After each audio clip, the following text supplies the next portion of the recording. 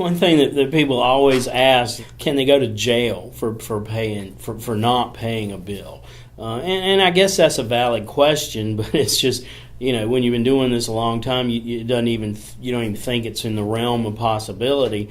And the short answer is no. But there are certain situations where you could go to jail if you owe money, because what you have done is actually a crime. Not paying a debt is not a crime. But if you write a criminal bad check, that is a crime, and you can be prosecuted for that. But you have to understand the distinction.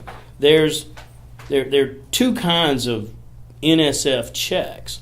One of them, think of it this way. If you're going to the grocery store and you write a check for a loaf of bread, they aren't going to let you out of that store if you don't give them that check.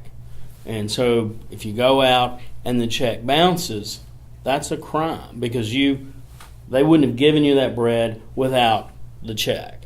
But if you write a bad check to pay your Visa bill, you already spent the money and charged it.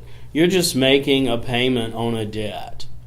And that, they didn't even consider whether you had the money before they allowed you to charge that or make a payment on your car loan or whatever. So just writing a check for an antecedent or old debt is not a crime. But writing a check to get something at the same time, contemporaneously, that is a crime. So if you do that, you can be prosecuted for that. Another situation is if you sell property under lien. A lot of people, just to use kind of an example for South Carolina or the South or hunters in general, people get broke, they sell their four-wheeler or they sell their boat or something like that just to get some money to help keep things afloat.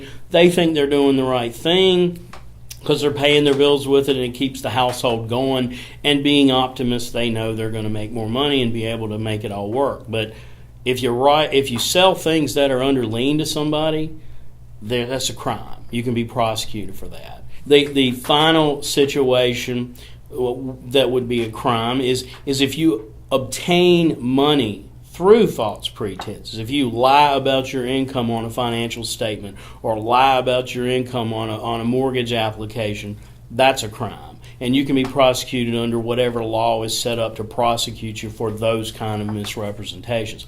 But just simply not paying a debt is not a crime.